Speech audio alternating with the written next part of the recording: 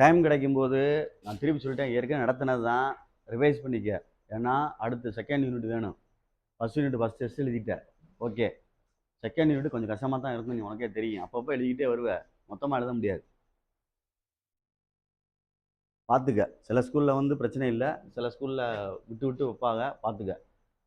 Important சம்மு 4 கணக்கு நான் தம்பி கொண்டு வந்தான் டெஸ்ட்டுன்னு சொல்லிட்டு, அதை எழுதி செய்வான். பார்த்துக்க, உனக்காண்டி தான் செய்கிறேன், ஏற்கனவே நடத்தினது தான், அதையும் சொல்லிட்டேன். பாதி பேத்துக்கு தெரியும், பாதி பேத்துக்கு தெரியாதுன்றது உண்மை, அதனால் பார்த்துக்க சரியா. இம்பார்ட்டன்ட் 2 இது யூனிட் சாப்டர் 2ல் உள்ளது இம்பார்ட்டன்ட் 5 மார்க்கு. ஒரு செட்டு மட்டும் இருக்கு, ஒரு செட்டு மட்டும் இருக்குன்னா 4 சம் கொடுத்துருக்காங்க. அந்த 4 சம் மட்டும் பார்ப்போம் டைம் இருந்தா. சரி, இந்த சம் ஆஃப் கொஸ்டினை வாசிக்கிறேன், பார்த்துக்கோ. கொஸ்டின் வந்து 1, இது உன் புக்கில் உள்ள கணக்கு தான் எல்லாமே, பயப்படாத. இது வந்து எக்ஸசைஸில் இருக்கும். The sum of 3 consecutive terms that are in AP is 27. ஒரு ஏபியில் 3 consecutive term உடைய சம்மு கூடுதல் எவ்வளவு? 27. and their product is 288. find the 3 numbers அப்படின்னு சொல்லியிருக்கு. இது பாதி பேருக்கு தெரியும், நான் உண்மையத்தான் சொல்கிறேன். ஒரு சில பேருக்கு தெரியாது. அப்புறம் நம்ம தெரிஞ்சுக்கிறதுக்கு முயற்சி பண்ணுங்க. தமிழே பார்த்துக்க சொல்லிட்டேன், சொல்யூஷன் போடுறேன். டேய் கவனி, த 3 consecutive, சரியா சொல்றது, டேர்ம்ஸ், consecutive terms அடா. டேய் consecutive terms ஆர் ஏன்னு ஒன்று எடுத்துக்க, ஏ பிளஸ் டி. இதை நீ எடுக்கணும் கணேசன், பார்த்துக்குங்க, அவசரப்படாதீங்க. இது முதல்ல 3 எடுத்துக்கிறேன்னா இந்த 3 தான் ஆன்சரில் கொண்டு வரணும். இதில் கொஸ்டின் என்ன கொடுத்துருக்குன்னா, சம் இஸ் 27 அப்படின்னா தமிழில் கூடுதல் 7 அப்படின்னு அர்த்தம். சாரி, கூடுதல் 27. கூடுதல் 27னா இந்த 3 நம்பரையும் கூட்டினோம்னா 27ன்னு அர்த்தம். ஏ மைனஸ் டி, ஏ பிளஸ் டி எழுதியிருக்கேன். சம்முன்னு சொல்கிறனால இடையில பிளஸ் ஈக்குவல் டு 27 அர்த்தம். புரியுதான்னு பாரு. சம் இஸ் 27 அப்படின்னா 3 கூட்டினா 27ன்னு அர்த்தம். இந்த 3 நம்பர் கொஸ்டினில் சொன்னனால 3 நம்பர் எடுத்திருக்கேன். 4 நம்பரும் தனியாக இருக்கு, 4 நம்பரும் தனியாக இருக்கு, பார்த்துக்கோ சொல்லிட்டேன். Right. Plus d minus d cancel. 1 2 3 3a equal to 27/3 அடிச்சான. அவ்வளோதான், இதுதான் ஃபர்ஸ்ட் ஸ்டெப்பு. கணேசன் பார்த்துக்கோ, ஃபர்ஸ்ட் ஸ்டெப்புடா. கணக்கில் வந்து ஏபின்னு சொல்கிறனால 3 consecutive term எடுத்துட்டு அதை சம் பண்ணோம்னா 27ன்னு சொல்லியிருக்கான். அதுலேருந்து 9 ஒரு ஆன்சர் எடுத்திருக்கேன். ஏன்ற அந்த நம்பர் வேரியபிள் ஆன்சர் எடுத்துட்டேன். இப்போ டி கண்டுபிடிக்கணும். இன்னொன்று கொடுத்துருக்கான், ப்ராடக்டேஷன் கொடுத்துருக்கான். சரியா சொல்கிறது? ப்ராடக்ட்னா பெருக்குத்தொகை. Product is 288. ப்ராடக்ட்னா மல்டிப்ளை, இப்படி எழுதணும். இங்கே ப்ளஸ் போட்டல, அதே மாதிரி இங்கே ப்ராடக்ட் போட்டிருக்கேன். மல்டிப்ளை, இன்ட்டு போடாத, இப்படி போடு. அந்த 3 நம்பர் தான் ஏ பிளஸ் டி, ஏ மைனஸ் டி. இப்போ இது ரெண்டையும் சேர்த்தோம்னா அல்ஜிப்ரா ஃபார்முலா ஏ மைனஸ் டி, ஏ பிளஸ் டி. ஏ மைனஸ் டி, ஏ பிளஸ் டினா ஏ பிளஸ் பி, ஏ மைனஸ் பின்னு அர்த்தம். ஏ ஸ்கொயர் மைனஸ் பி ஸ்கொயர். இதுக்கு ஃபார்முலா வந்து இப்படி, இந்த ஏ பக்கத்தில் அப்படி எழுதிக்கோ, ஈக்குவல் டு 288. இந்த ஏக்கு இப்போ தான் இங்கே அப்ளை பண்ணிக்கோ. 9 square minus d square 9 equal to 288. கவனி, இந்த 2 இதுக்கு இடையில எங்கனக்குள்ள என்ன இருக்கும்? இங்கே மல்டிப்ளை, இந்த இடத்துல. அப்போ இந்த இடத்துல மல்டிப்ளை இருக்குது, அங்கிட்டு போனால் டிவைட் ஆயிரும். அப்போ 9 ஸ்கொயர் என்ன ஆயிருண்டா, minus d square equal to 288 divided by 9. 9 வந்து கீழே டிவைட் ஆயிரணும் கணேஷ், பார்த்துக்கங்க. மல்டிப்ளை இங்கிட்ட வந்தால் டிவைட், ஒவ்வொன்றையும் யோசிச்சு செய்யணும். இப்போ அது ரெண்டையும் அடிச்சுக்க, 32 சொல்லிட்டான். இப்போ பாரு, இந்த ப்ராக்கெட் ஓப்பன் பண்ணிவிட்டு எழுது. இந்த இதை 81 minus d square equal to 32. இது ப்ளஸ் 81. அந்த சைடு போனால் மைனஸ் 81 மைனஸ் டி ஸ்கொயர். ரெண்டு மைனஸ் அடிச்சது. அப்போ d square equal to 49. D equal to square இருந்தால் ப்ளஸ் ஆர் மைனஸ் போடணும், இல்லைன்னா தப்பு. சரியா? இப்போ வெளியே எடுத்தோம்னா அவ்வளோதான். இதுதான் ஒரு ஆன்சர். இதெல்லாம் ஏற்கனவே செஞ்சதெல்லாம் அவங்க சொல்கிறாங்க, ஆனால் இம்பார்ட்டன்ஸ் தான் இது சார் கொடுத்தது. புரியுதான்னு பார்த்துக்க. இப்போ ஏ கண்டுபிடிச்சது 9. இப்போ நான் ஆன்சர் கண்டுபிடிக்க போகிறேன். என்ன ஆன்சர்னா மேலே உள்ள நம்பர் இப்படி கோடு போட்டுக்க நடுவில். If a equal to 9, d equal to 17. If a equal to 9, d equal to தென்னு எழுதிக்கோ. சரியா? மறந்துடாத. தென்னு எழுதிட்டு ஒன் சைடு ஆன்சர் கண்டுபிடிச்சி மாற்றி எழுதினோட போதும். ஏ ப்ளஸ் டி, ஏ மைனஸ் டி. இதில் அப்ளை பண்ணு. 9 மைனஸ் 7, 9 ப்ளஸ் 7. அப்போ என்ன வந்துடும்? 2, 9. இதை கண்டுபிடிச்சாச்சுல. இதை ரிவர்ஸில் எழுதுனா போதும். 16, 9, 2. இவ்வளோதான் கணக்கு. இது ஒரு 5 மார்க் கணக்கு. புரியுதான்னு பார்த்துக்கோ. பார்த்துக்கிட்டு பொறுமையாக செஞ்சுக்க. இது முக்கியமான கணக்கு தான். ஆனால் எப்போ கேட்டாலும் செய்கிற மாதிரி கணக்கை நீ தயார் பண்ணிக்கிட்டா தான் 100 மார்க் எடுக்க முடியும். இல்லை சார் இது மறந்துருச்சு, எங்கே இருக்குது ஏது இருக்குன்னு தேடினோம்னா 100 மார்க் எதிர்பார்க்காத. உன்னுடைய விருப்பம் பார்த்துக்கோ. சரி, அடுத்து செகண்ட் செம். அதுலேயே சொல்லியிருக்காங்க சார் வந்து second sem. The ratio of 6 and 8th term. ரேஷியோனா டிவைடு. சரியா? 6th and 8th term of an AP is 7:9. இதுவுமே உனக்கு எதில் உள்ளது அப்படின்னா எக்ஸசைஸில் உள்ளதான். எக்ஸசைஸில் உள்ளதான். சரியா? ரேஷியோ கொடுத்துருக்கிறதுனா டிவைடரா கிவன். டேய் T6 divided by T8 given கொடுத்துருக்கு. டேய் இது கொடுத்துருக்கு. ரேஷியோனா விகிதம்னு அர்த்தம். ரேஷியோனா விகிதம்னு அர்த்தம். என்ன கொடுத்துருக்குன்னா 7:7/9. அது கொடுத்தது வந்து இப்படி கொடுத்துருக்கு. T6 ratio T8 equal to 7:9. இதைத்தான் நான் இப்படி மாற்றி எழுதியிருக்கேன். ரேஷியோனா விகிதம்னு அர்த்தம். டிவைடில் எழுதணும். இது கொடுத்துட்டு என்ன ஃபைண்ட் த ரேஷியோ ஆஃப்னு கேட்டு 9th and 13th term கேட்டிருக்கு. இது கொடுத்துட்டு கேட்டது என்ன ஃபைண்டு. டேய் ஃபைண்டுனா கேட்டது என்ன கேட்டிருக்கு அப்படின்னா T9/T13 என்ன அப்படின்னு கேட்டிருக்கு ரேஷியோ.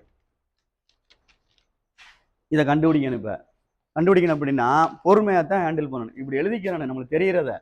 சரி, டேய் nth டேர்ம்னு உச்சரிச்சா இந்த மாதிரி எழுதுறது. கொஸ்டினா டீலாம் இல்லை. இந்த சென்டென்ஸ் இருக்கு. nth term of an AP அப்படின்னு இருக்கு. இப்படி சென்டென்ஸ் இருந்தாலே nth டேர்ம் தான் இருக்கு பாரு. இப்படி சென்டென்ஸ் இருந்தாலே TN அப்படின்னு அர்த்தம். TN equal to formula A plus n-1 into D. இதை வச்சு தான் நான் கணக்கு இப்போ மெயின்டைன் பண்ண போகிறேன். இதை வச்சு தான் கணக்கை மெயின்டைன் பண்ண போகிறேன். இந்த இங்கே மேலே கீழே ரெண்டுலேயுமே இருக்குது.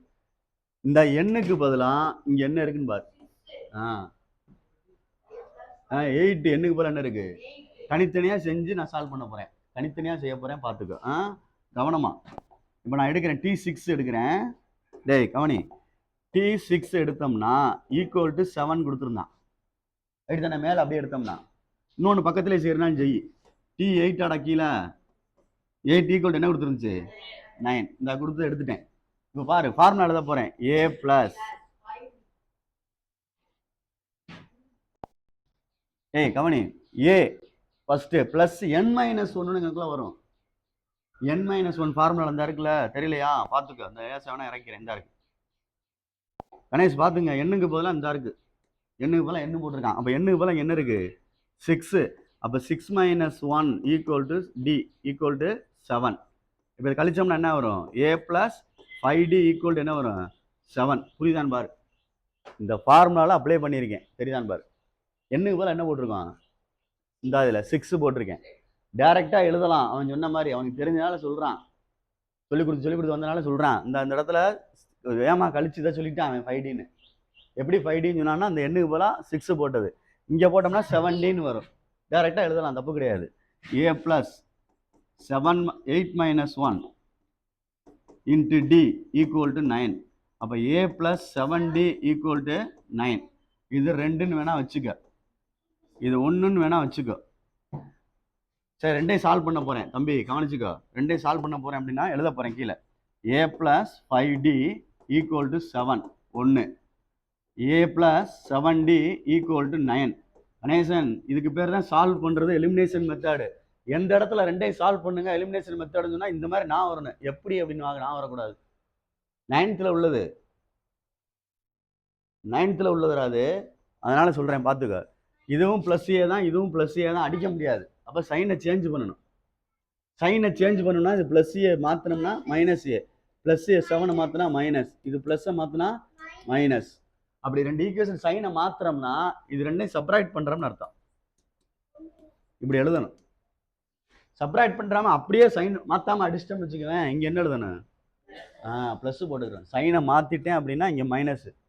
சைனை மாற்றாமே அடிச்சிடலாம் சில இதில். அப்படி அடிக்கிற மாதிரி இருந்துச்சுன்னா ப்ளஸ் போட்டுக்க. இதெல்லாம் முக்கியமானது. யோசிப்பாங்க எப்படி சொல்லியிருக்கான், எப்படி செஞ்சுருக்கான்னு. கணக்கை சிறுசாகவும் செய்யலாம், எலாபரேட்டாக பெருசாகவும் செய்யலாம். புரியிறக்காண்டி தான் பெருசாக செய்கிறது. பார்த்துக்கோ, இந்த ஸ்டெப் எக்ஸ்ட்ரா போட்டிருக்கோம் அப்படின்னா உனக்கு தெரியறக்காண்டி போட்டிருக்கு. இல்லைன்னா சடனாக சுருக்கிடலாம் கணக்கை. பார்த்துக்கோ. சரி, இது ரெண்டும் அடிச்சிரு.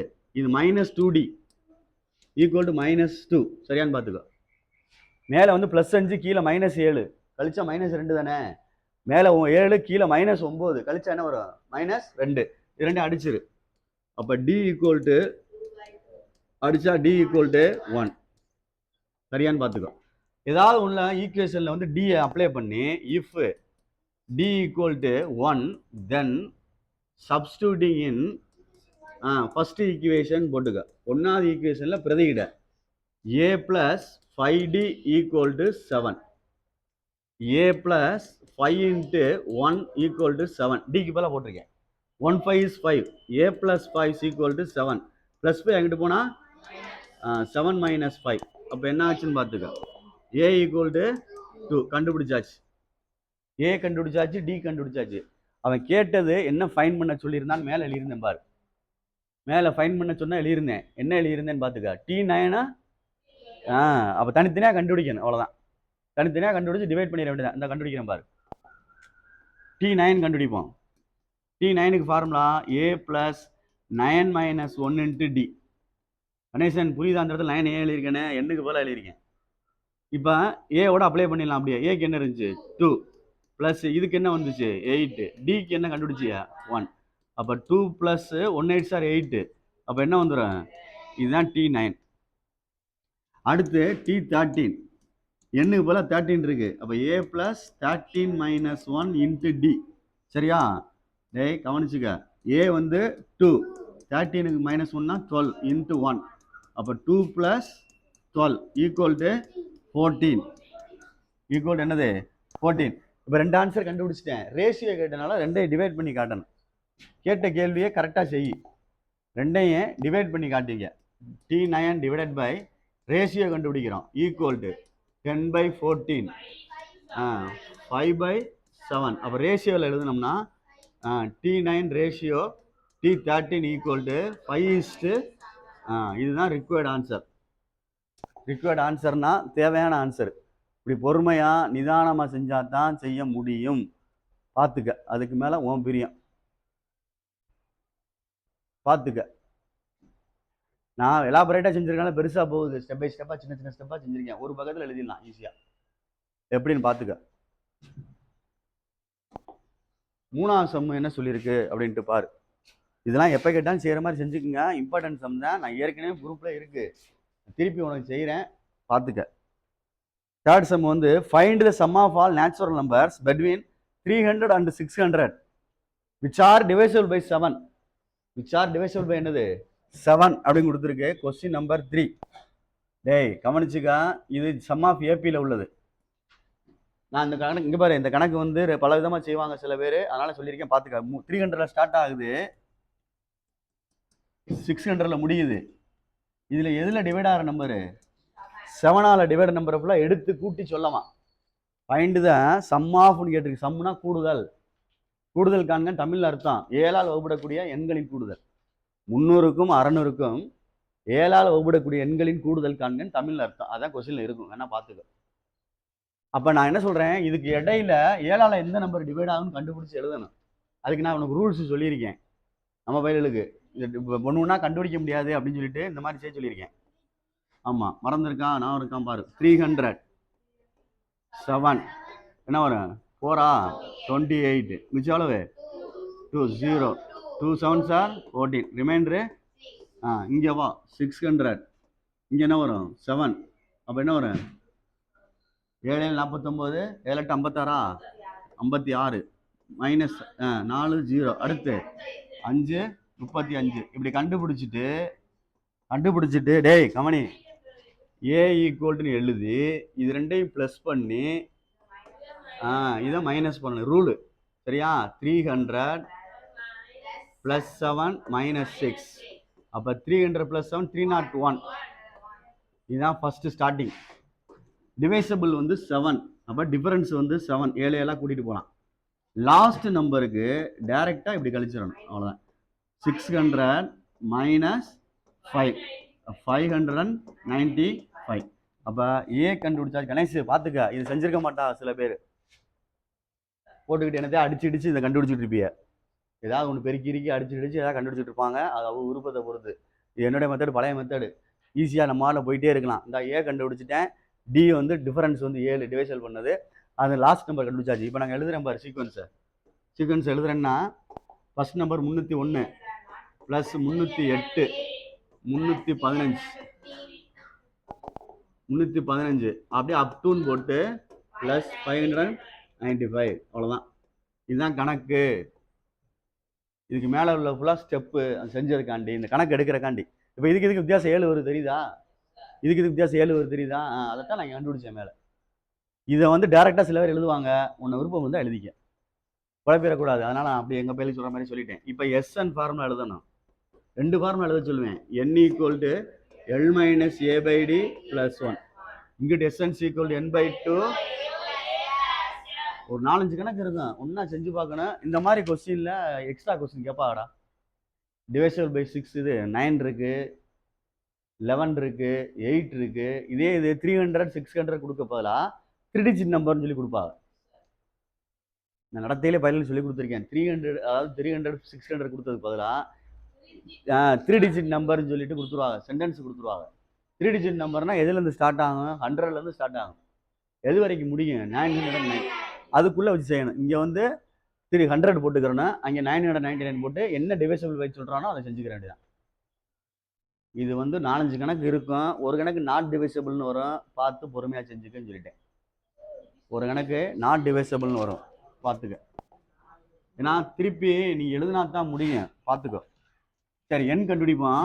எல் வந்து 595 மைனஸ் ஏ என்னடா பை டி 7 ப்ளஸ் என்னது செப்பரேட் பண்ணுறா, செப்பரேட் பண்ணு ஒழுங்கா பார்த்து சொல்லு. 5ல் 1 போச்சுன்னா 294. சரி, அடிச்சா என்ன வரும்?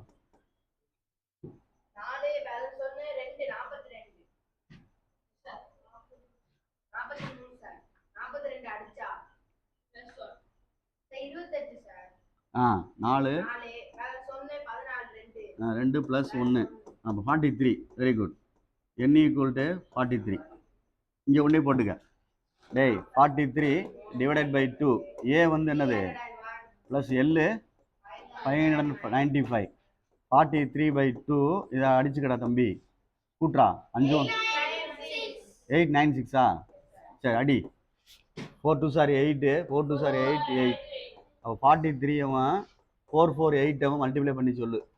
இதுதான் ரிக்வயர்டு ஆன்சர். இந்த சைடு வர்றது SN = SNனா சம் ஆஃப் என்னன்னு அர்த்தம், கூடுதல். இதுக்கு ஆன்சரை சொல்லு, மல்டிப்ளை பண்ணி சொல்லுப்பா. அவ்வளோதான். இதுவும் 5 மார்க்கு. கணேசன் புரியுதான்னு பார்த்துக்கோ. ஆனால் இந்த கட்டத்தில் இருந்தால் செய்ய வேண்டியது, 301 இருந்து அந்த மாதிரி முடியும் செய்ய வேண்டியது. நீ எப்படி கண்டுபிடிக்க முடியும்? 301 தான் முடியும், 505 தான் முடியும் அப்படின்ட்டு. அவன் 300க்கும் 600க்கும் இடையில சொல்லியிருக்கான். அதுக்கு இந்த பாக்ஸை கண்டுபிடிக்கிறதுக்கு தான் மேலே உள்ள ஸ்டெப்பு நான் செஞ்சது. இந்த ஸ்டெப் தான் மேலே உள்ள ஸ்டெப்பு. அந்த ஸ்டெப் மார்க் கிடையாது, ஆனால் தெரிஞ்சுக்கிறேன்னு அப்படின்னா ஈஸியாக நம்மளாக போட்டு விட்டுறலாம். உனக்கு மார்க்கு இந்த இதில் இருந்தால் மார்க், இதுதான் கணக்கு, இதுதான் கொஸ்டின். 301 எப்படி தெரியும் உனக்கு? எனக்கே தெரியாது. கரெக்டாக ஒன்று ஒன்றா அடித்து பார்ப்பா. சில பேர் 300 எடுத்து 7ஆல் அடிப்பாங்க, வரல. 301 அடித்து 7ஆல் அடிப்பாங்க, வருது அப்படின்னு சொல்லிட்டு எழுதிடுவாங்க. அதுக்கப்புறம் 7 கூட்டி எழுதுவாங்க. கடைசியில் 600 அடித்து பார்ப்பாங்க, வராது. அப்புறம் முன்னாடி நகண்டு வருவாங்க, 599 அடித்து பார்ப்பாங்க 7ஆல். அப்படியே அடித்து பார்த்துக்கிட்டே வருவாங்க, நகண்டு. கடைசியில் 595 கேன்சல் ஆகும், அப்படி எழுதி வச்சுக்கிடுவாங்க. அது டங்கார் டைம் ஆயிரும், ஒரு மாதிரியாக போகும். இது வந்து பழைய ப்ரொசீஜரை செஞ்சுருக்கேன். ஒன்று ஒன்றா அடிச்சுக்கிட்டே இருந்தால் லேட் ஆகும், அதுக்காண்டி சொல்ல வரேன். பார்த்துக்க. இது எழுதையில் பார்த்து எழுதணும். இங்கே ஆட் பண்ணி இதை சப்ராக்ட் பண்ணணும். இதில் டைரெக்டாக கீழே சப்ராக்ஷன். இது ரூல், இது மறந்துடாத. சரியா? இன்னும் ஒரே ஒரு சம் இருக்கு. 4 சம் கேட்டான் தம்பி, 5 சம்மா? டேய் கவனி. 4th சம்டா. ஃபைண்ட் த சம் ஆஃப்னு கேட்டு 0.40 0.43 அந்த மாதிரி கொடுத்துருக்காங்க. ஃபைண்ட் த சம் ஆஃப்னு கொடுத்து 0.43 ப்ளஸ் 0.46 0.40 இருக்காடா first. 0.40 plus 43 46 plus up to plus 1 அப்படின்னு கொடுத்துருக்கு. S N equal to formula n/2 a + l. இங்கே ஒன்று n equal to l - a/d + 1. அப்போ எல்லுன்றது இந்த இருக்கு 1, சரியா? ஏன்றது இந்த இருக்கு 0.40. டி ஈக்குவல் டு எழுதுறோம் 0.43 - 0.40. இப்படி தானே கழிக்கணும். t2 - t1 t2 - t1 எழுதுனா எழுதிக்க. t2 - t1 right. செப்பரேட் பண்ண என்ன வரும் பாரு. 0.03 இதுதான் டி. அப்போ இந்த ஆன்சரில் இங்கே கொண்டே போடுவோம். எல் வந்து 1 minus a 0.40 divided by 0.03 plus 1. சரியான்னு பார்த்துக்கோ. இது ரெண்டையும் செப்பரேட் பண்ணுறோம். 1 வந்து 1.00ன்னு அர்த்தம். 1க்கு 0.40னா இப்படி அர்த்தம். ரெண்டையும் சப்ராக்ஷன் பண்ணோம்னா இது வந்து 10 ஆயிரும், இது அடுத்து 10 ஆகும், இது 9 ஆயிரும்.